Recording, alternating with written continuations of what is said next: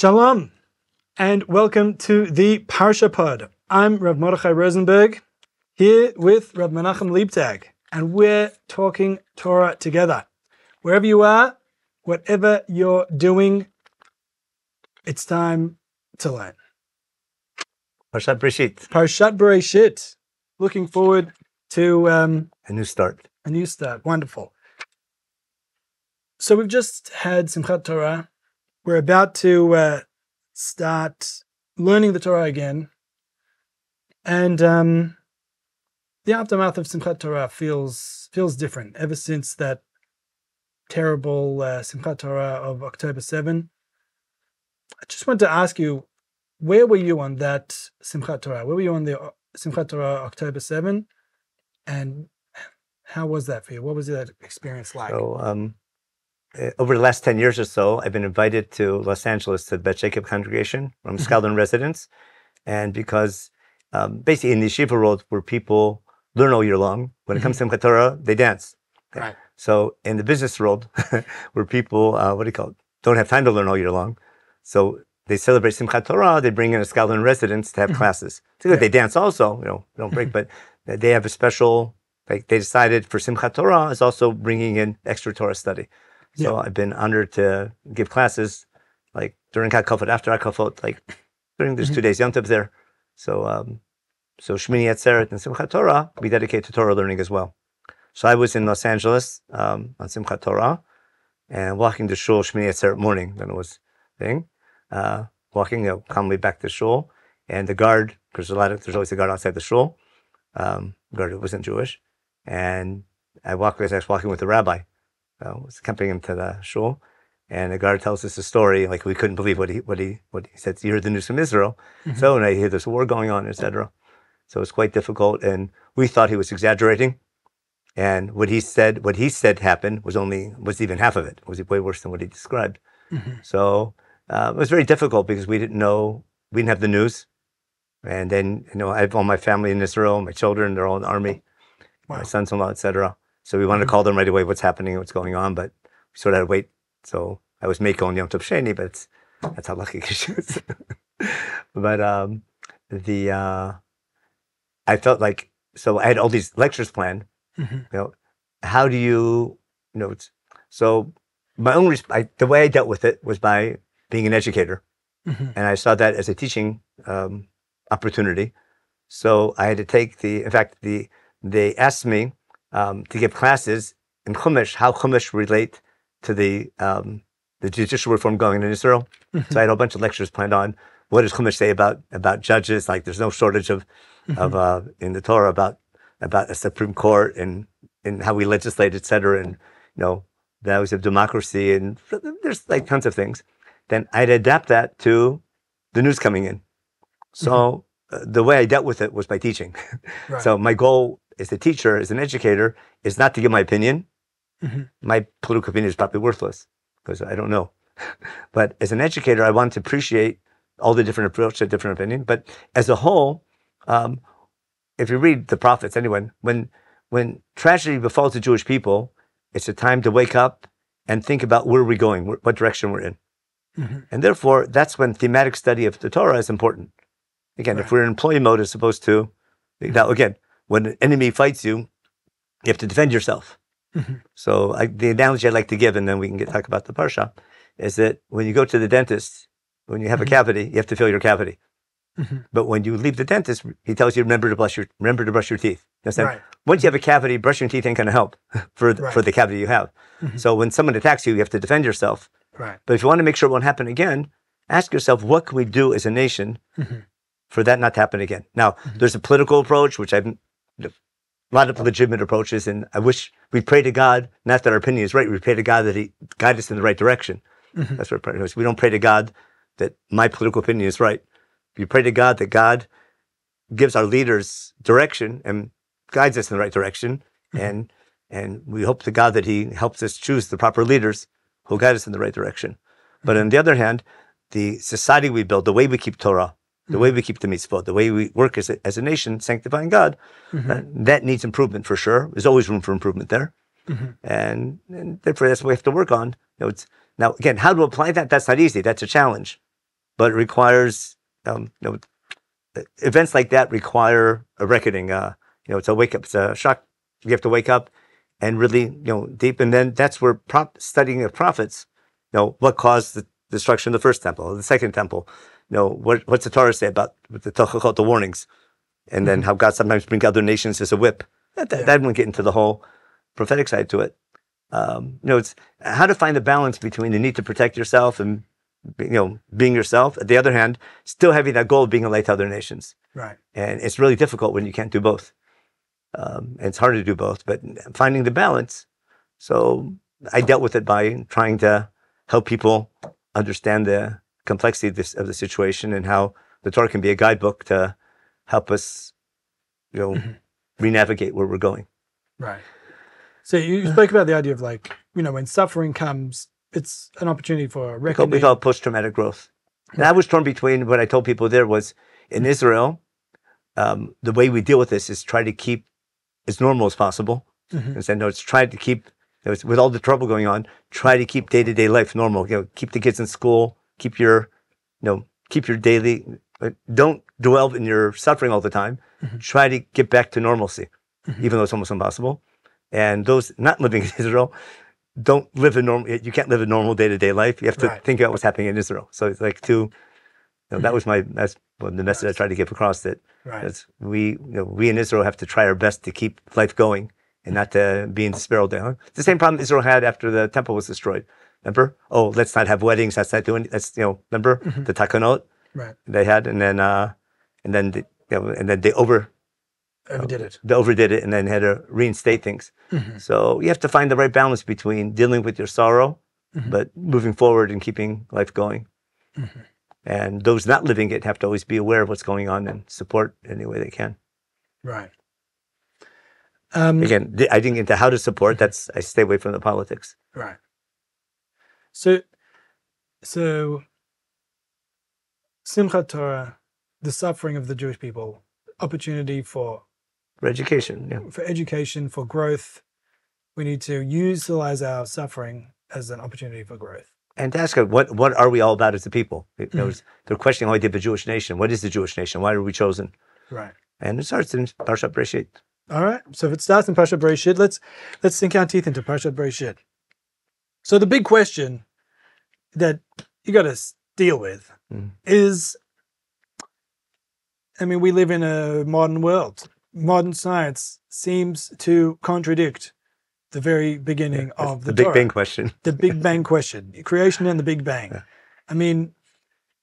To be perfectly honest, I've had some students that are very bothered by this, and I've heard lots of different answers over the years. To be honest, you can poke holes in many answers.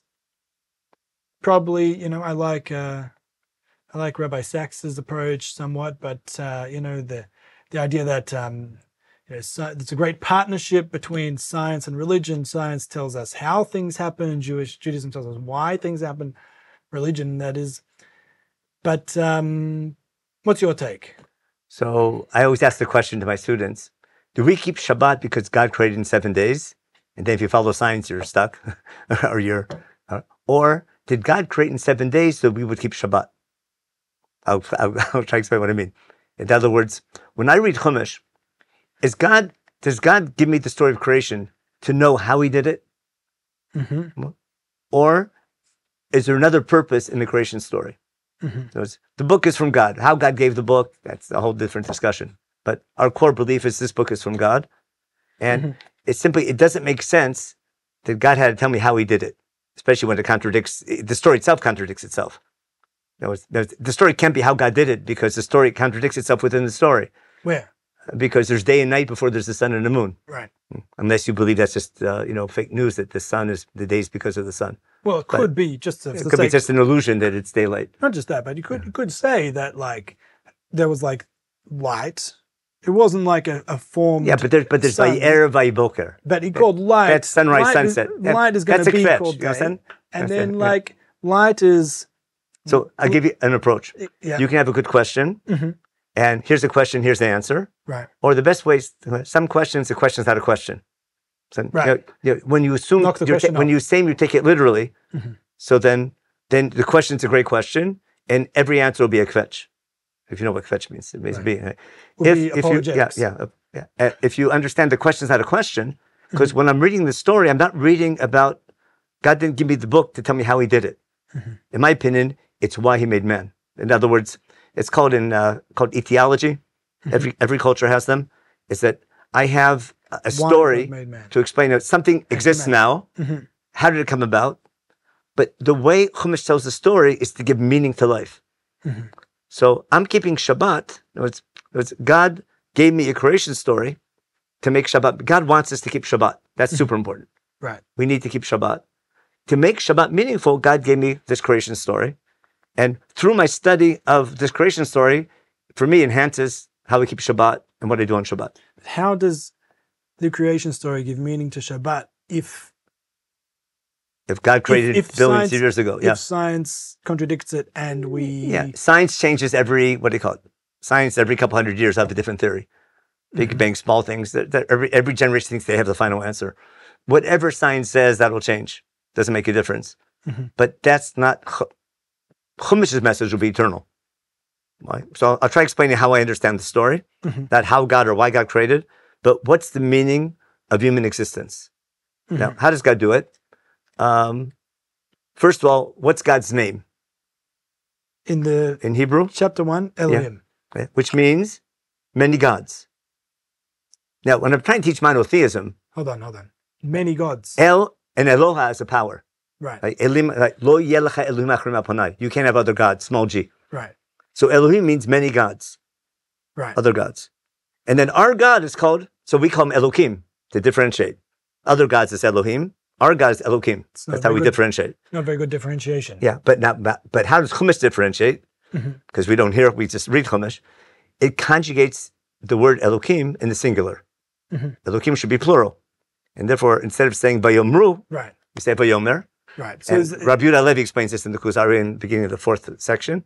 He says, that's how Chumash teaches monotheism, by making a mistake in grammar and saying all the powers is really one.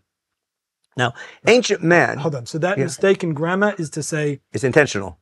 Just to clarify, that mistake is that Elohim is a plural word, and yet we say Vayomer Elohim. Or Vayas Elohim. As in like... Or Vayivra Elohim. Yeah. Instead of like he did, they... Instead of Vayivru or Vayomru or Vayasu. Right. So we say did in the singular, or said in the singular, even though the word itself is actually, in grammar, it's plural. Right. And that's how Chumash teaches that all the powers is really coming from one. That's great. My mum is a grammar expert. She'd love that. The idea that the main message of Bereishit comes through grammar. A beginning message. Right. Step number one, Nice. The main message is coming up, I think. Excellent. So now ancient man, it's put anyone, drop him in a forest anywhere, any human being, he'll notice, hey, there's a sun, and you see sunrise and sunset. He'll notice nature. He'll notice day and night. He'll notice growth. He sees there's trees and there's shrubbery, there's life, there's animals. There's lots of things out there. And there's laws. There's laws of nature. Ask Newton. There's laws of biology. Man has the ability to perceive all these things. Yep. And it's a very logical conclusion that that sun's got to be a god, small g. Right. That's wool. There's this rain god, my gosh. And there's spooky moon and those crazy stars out there. Yeah, now we have them better, but put yourself back a couple thousand years. No electricity every night, these skies staring at you and moving around. I said, you need explanations for that. Right. An ancient man came up with great explanations and assume these are powers. Now, I need these powers of nature to stay alive because people need food. Right. I need to stay alive. And I need my crops to grow. I need rain. I need water. I need fertility. Yeah. I need warmth. I need, and the other things. And therefore, I need protection. And therefore, the whole idea of what we call avodah zarah, idol worship, again. But the reason why people serve the idols, because they need them. Just like you need human beings to help you. You need these gods. I need the rain god to give me rain. So all these customs develop. They'll do a rain dance. I'll praise this god. I'll give a sacrifice, maybe even a human sacrifice. It's called idol worship. But the goal of idol worship is gods are working for you. Right. That's why it's so enticing. The goal. No one cares about a rain god if he doesn't help you. You care about a rain god because the rain god can help you. Right. In Egypt, there's no rain god because they have the Nile. So they serve the Nile or the sun god. Remember, it's Ra. Right. But every nation, their gods are the powers of nature that help them. Along comes Chumash with revolution. What appears to be many gods is really one God who made them all. And this one God, right, who's in charge of all these powers, not only did he create them, he continues to watch over them. And he can use them as a tool based on not man's prayers, but based on man's behavior. Right. You can't miss that theme in Chumash. Right. When man misbehaves, God uses powers of nature as a tool. So not prayer, not prayer or sacrifices. Pray, that won't do anything. Now, I need to pray to remember that God judges us based on our behavior, and not me, but us. Because most punishments come at a group level, be it a drought or war, whatever it might be. So God judges our behavior. Of course, my behavior as well, but especially our behavior. All reward and punishment in Chumash is primarily on the group level. Right. The national level, which means it's not enough for me to be good. I have to be involved in society to make sure other people are good.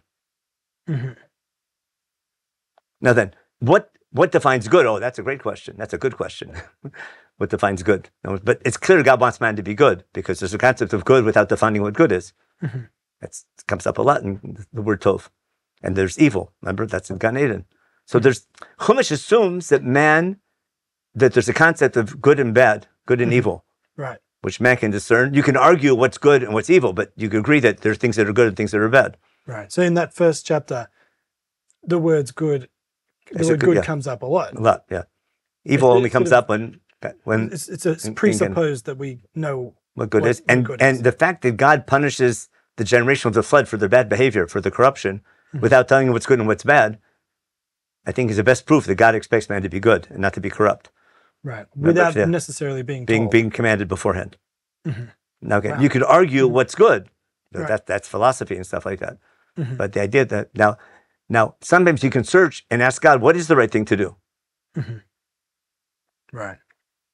Sometimes not so easy. Yeah, it's not so easy. Just read the Akedah story where you're torn between different values, etc. Now, and sometimes you pray to God that He show you the right thing to do, or help you make the right decision.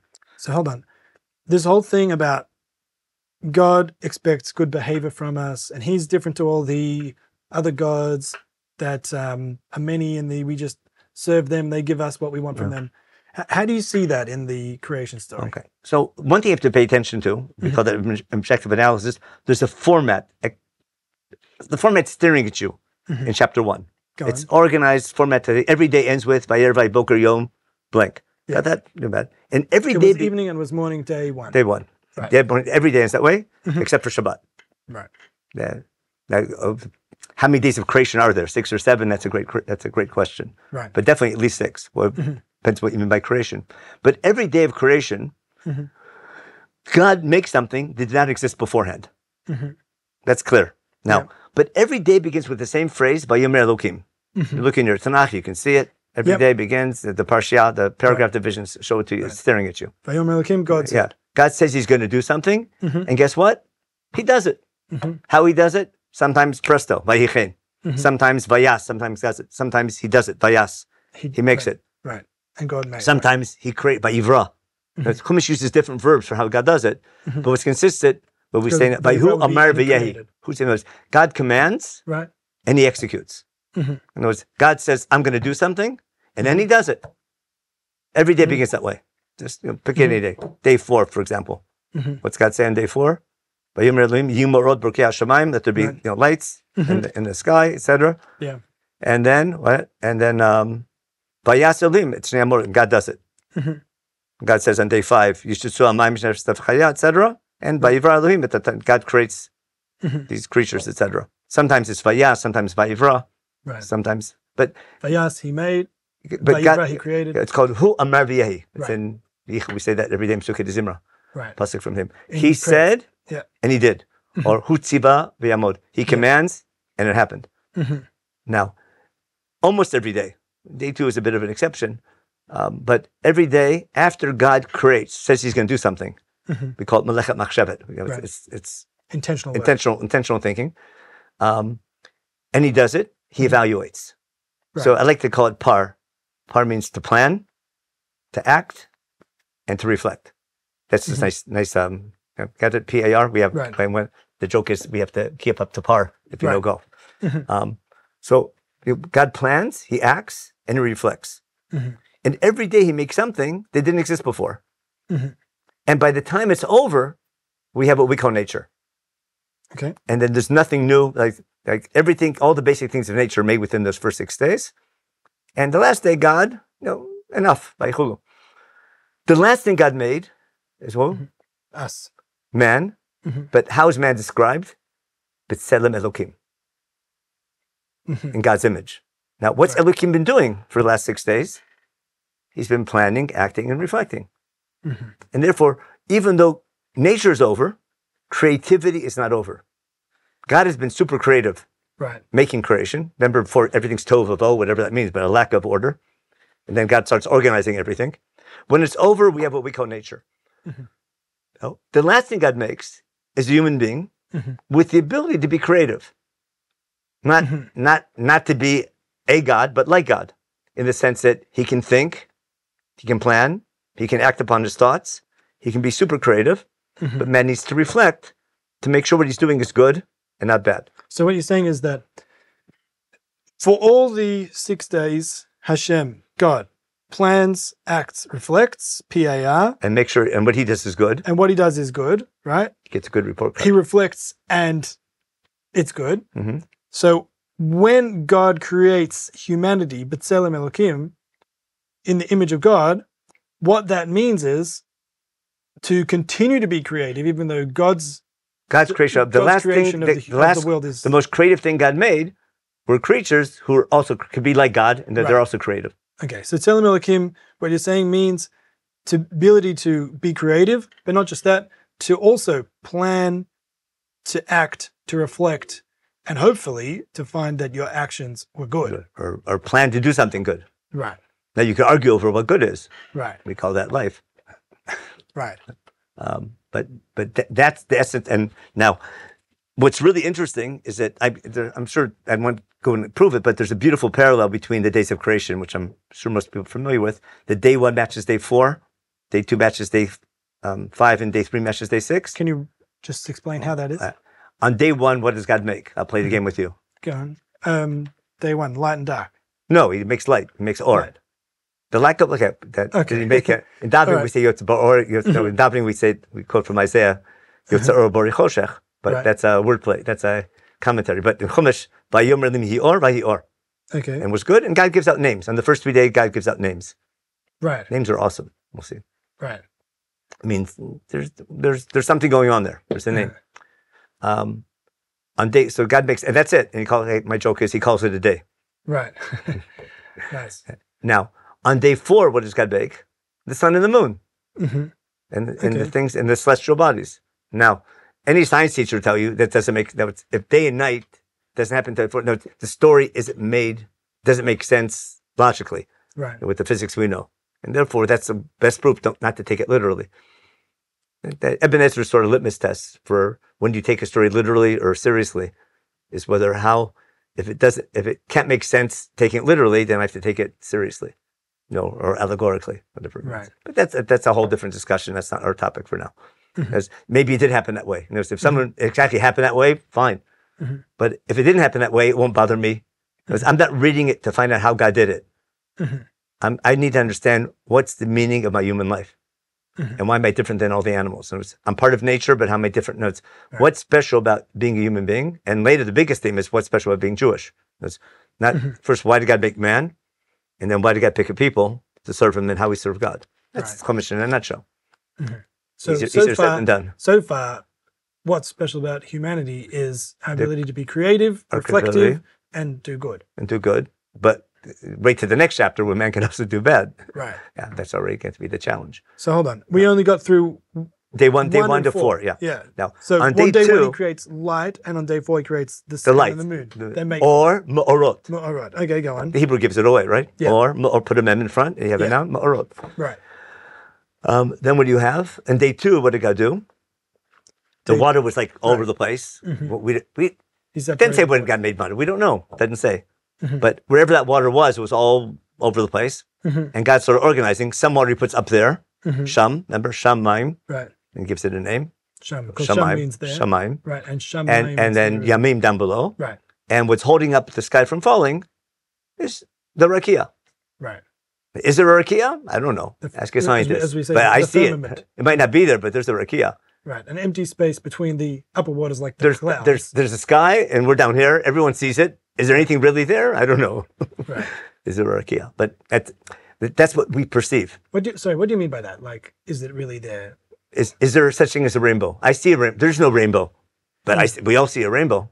Mm-hmm. But you can't. It doesn't have a mass. It doesn't. You can't touch or hold it. Now I can explain in physics the refraction of light. Now, I see a rainbow, and there are droplets of water, and there's light coming through those droplets of water that gives me the image of a rainbow. But there is no rainbow.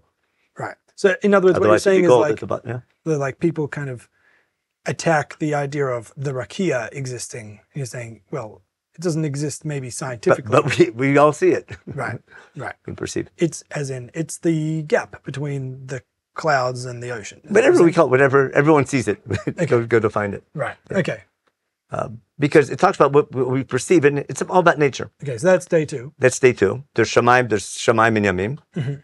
And then on day, and what does God make on day 5? Mm-hmm. He makes the animals in the sky, and the animals in the sea, fish and fowl. Mm-hmm. But no land animals, because there's no land yet until day 3. You understand? So the animals that God makes on day 5 are parallel to the sky and the sea, which the Rakia separates. And this is Ophio Faith Rakia Shamayim. So then day 3 is parallel to day 6. Day 3, God makes the land. And on day 6, he makes land animals. Okay. Now, remember I told you about objective. That's objective. Okay? Okay? Yeah. That's objective analysis. You can't. That's objective. You follow? Right. That parallel, you can't miss it. Right. You can't argue it. That's it. Now, what's the meaning of that? That's subjective. Go on. So what's your best bet at the meaning of it? We'll get to that. Okay. Because there's another step, right? Because remember, and everything has that pattern of, again, planning, acting, and reflecting. When it comes to day 3, there's something changes. What happens? The pattern happens twice. There's 2 acts of creation on day 3. Okay. Now, we know that from weddings on Tuesdays, remember? Right. Pamaim Kitov. Right. Remember, it says twice on Tuesdays, it's good. Right. Not because double, because there's 2 distinct acts of creation on day 3. In other words, what you're referring to is there's a custom for some people to try and get married on a Tuesday because in creation it says tov twice. Right. So it's good twice. Yeah. Right. Okay. So it's a good day. It's a good custom. Right. Nice. So go on. But there's a technical reason why it says good twice, because the 2 distinct acts of creation, that pattern repeats itself twice on day 3. What's the first thing? God says, first, let the water recede and let the land come up, the Yabashah. Right. Yep. And he gives it a name, calls it Aretz. And he sees that's good. Right. He's planning, let there be Yabashah. Dry land, yeah. And he makes the Yabashah, and he gives it a name. And it says it's good. And that's it. But you can't call it day 3 yet. Why? There's a second act of creation on day 3, which is woe. It's a revolution. Why? What happens next? What's the next command? Vayomer Elohim. See again, Vayomer Elohim. Right. That's verse 11. Now this land that came up, we call it Mother Earth. What happened? The land is almost like a god. And what happens? It's able to give life. Right. What begins on the second half of day 3 is what we call life. Because up until now we didn't have life yet. Now we have life, which means we have death. But everything alive can reproduce itself. Right. So look at the wording. Right. Okay? So each of these, so like vegetation that can grow more vegetation and fruit that can grow more fruit. Yeah. Now, who does the work this time? There's a little exception here. Everything else, God does it. What happened? Who fulfills this command? That's what say Desha. So that's vegetation unique. itself. The land itself does the work. We call it Mother Earth. The land. Ancient man thought the land has power. We call it Mother Earth, right? Right. The female. It gives birth, like a mother gives birth. And who's the husband? How do you say husband in Hebrew? Baal. And what kind of god is he in mythology? Rain god. He's the rain god. Right. We have all through Chumash, all through Navi, right? It makes so much sense. There's a rain god who's a male, and Mother Earth is the female. And there's a shidduch, you understand? They work together. There's, remember, always Ovdei Baal and Ovdei Asherah. She's the Mother Earth god, and fertility. And I need them to be on my team. Otherwise, I have no food. So that's why people served Asherah and Baal. But hold on, what's that doing in our creation story? Because that's what we're living in when the Torah is given to us. My read is that Sefer Bereishit was given to Am Yisrael. Mm-hmm. It's not an ongoing, book being written by our ancestors. Sefer Bereishit, I think Rashi says that in Shemot 24, when Moshe takes Sefer Abrit and we say Nasa B'nishma, he says that's when we got Sefer Bereishit. Mm-hmm. Coming out of Egypt, I need a book for the people who just went through slavery in Egypt. Mm-hmm. We have 12. We went through on this roller coaster of history. We're about to enter a covenant to be God's people. I need to know where we're coming from, who this God is, where are we going to? Why are there 12 tribes? Why were we down in Egypt? Why are we going to the land of Israel? Why are we chosen? How come there's 12 tribes? What are we all about? When I read Sefer Bereishit as a book written as a preview for the Jewish people to prepare them for the covenant they're about to enter at Har Sinai, it's a totally different read. So I'm not worried about what happened. I'm worried about what's the meaning. How does that story explain to me why I'm chosen? So hold on a second. Let me maybe correct something I've understood from you. It seemed to me like what you were saying is that Hashem just kind of told them a story that they're familiar with, as in it's an idolatrous story of like Mother Earth being fertilized by the rain god and giving life, and that's how life exists. But actually, God's saying, okay, that did happen, but I was behind both sides. But maybe what he's saying is, no, there's no actual independence to those forces. It's all God. Is that what you're saying? I'm saying a little bit different. Every culture has creation myths. Right. Because you need them. Because everyone's living with nature. Where did it all come from? That's all Near Eastern, there's all these, all the thing they teach you in college. Mm-hmm. Yeah. Now, Am Yisrael growing up in Egypt is familiar with those cultures. Mm-hmm. Egypt has their creation myths. They have their law codes, etc. Mm-hmm. And Mesopotamia had. Chumash isn't coming to counter them. Chumash uses them as a platform to launch a new religion. Right. A revolutionary religion. Mm-hmm. So I need a platform to launch something on. So I can't start in a vacuum. I need to talk in terms that people can relate to. That's why we have like Taninim and things. That's a whole different topic of what words Chumash uses. It's in Tehillim as well. Mm-hmm. But the idea is that Chumash is using as a tool to teach Am Yisrael the purpose of their creation and their chosenness. Mm-hmm. And what the job is as a nation, it's using the creation story to teach that idea. What actually happened, I don't know. In my opinion, it doesn't make a difference. What would you say to people that say it makes an enormous difference because otherwise you're saying that the words of the Torah are not true? What do you mean by true? Okay. So again, that's an educational dilemma. Mm-hmm. It's not a theological dilemma. Mm-hmm. Because God, I joke around with a friend.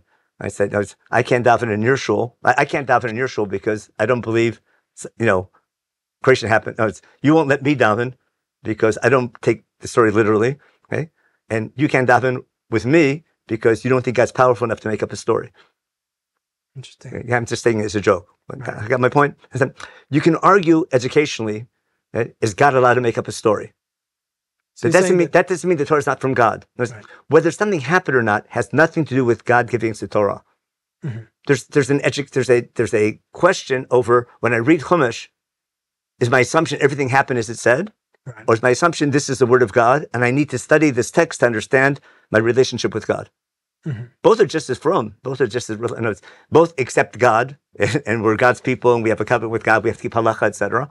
But how I read the Bible, how I study it. Now, the question is where you draw the line. That's where you get into trouble. So up until the flood, up until Abraham was chosen, many people, like let's say modern Orthodoxy, are willing to take things not literally. Again, if there might have been, for sure creation happened. How God did it, it's a different question. That's for science class.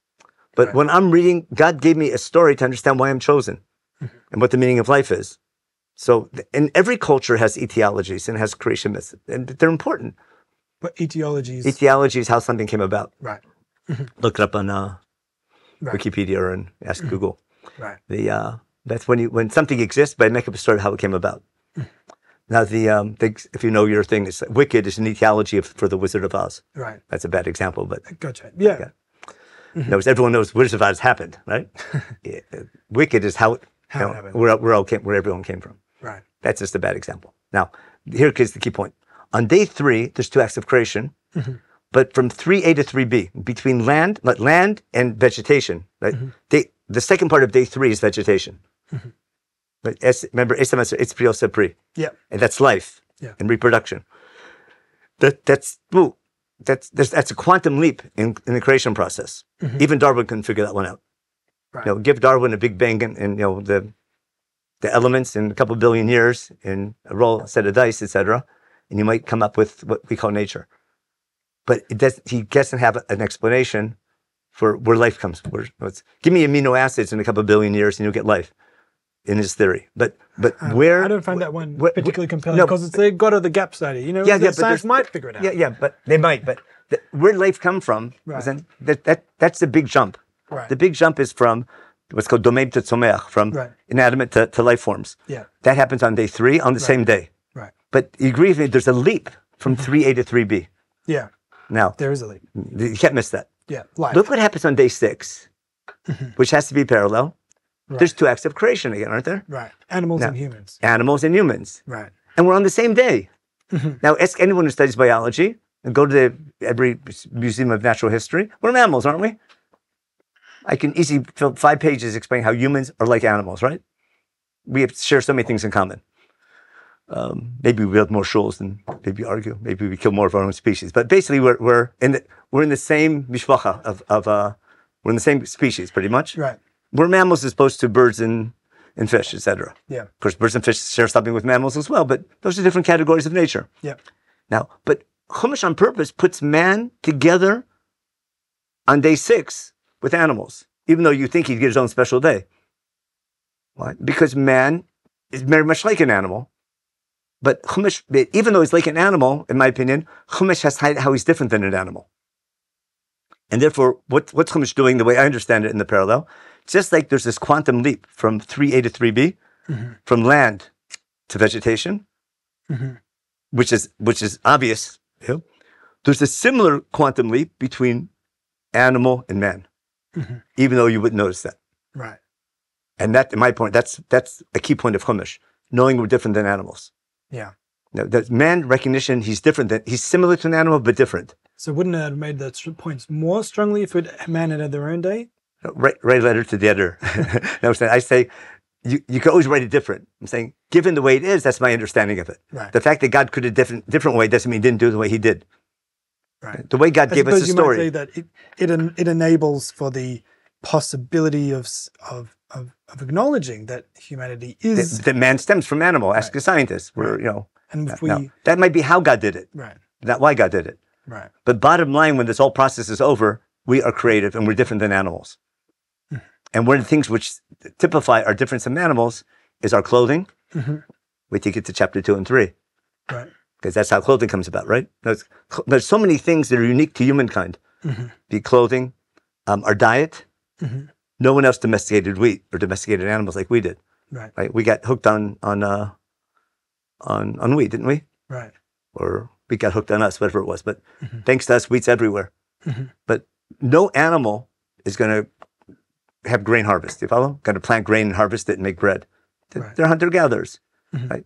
Our diet is uniquely human, very different than animals. And so animals eat other animals. We cook them first. You follow? And we raise them. Right. They eat the grass for us, and then we shech them and eat them. Right. That's a whole lot. That's I'll explain later. Korbanot and domesticating. But domesticating animals, clothing, those are all unique to humans. We don't have time, but that's exactly what all the things we don't do on Shabbat all relate to this. Everything we don't do on Shabbat, all relate to how we're different than animals. Everything we do in the temple all relates to how we're different than animals. In my opinion, it's one of the biggest themes of Chumash. Right. That begin it's all here. About how we are different to animals. That's called, in fact, the Rambam in Moreh Nevuchim, you have to decode him a little bit, but that's basically what he's saying. He's saying man's different than animal, and it's that difference. What he defines is the first chapter of Moreh Nevuchim, the first section. He defines what's Tzelem Elokim, and he says Tzelem Elokim is basically how is defined by how we're different. Whatever the difference is between man and animal, that's your Tzelem Elokim. And would you say that the Rambam would... Which you can't define scientifically. Right. There's no really strong definition. It's something you can perceive it. You see it. It's clinically proven. Would you say that the Rambam would agree with your definition of Tzelem Elokim based off that? The planning, acting, reflecting, and It could be. Maybe that's where he got it from. I'm not sure. He doesn't tell us how he went through Chumash. Right. But Mor Nevuchim, he says, is his commentary on Chumash. Mm-hmm. All right. So the fact that Rambam's first topic in Mor Nevuchim, which he claims introduction, is his commentary on Chumash, but hidden. The fact his first topic is playing Tzelem Elokim, that means the topic of Perek Aleph is Tzelem Elokim, and what it means to man. Now, if man needs to be good, I mean, we're jumping way ahead of Chumash, but God's going to want a nation to be a model of using your creativity to do good. Mm-hmm. So the parallel, the quantum leap from 3a to 3b is parallel to 6a to 6b. Right. And now, I'll just give you one example. Man has a diet, doesn't he? What's man's diet? Man can eat bori prates and bori pri adama. Right. Animals eat yerek kesef. Mm-hmm. Maybe we'll talk about that in Parashat Noach.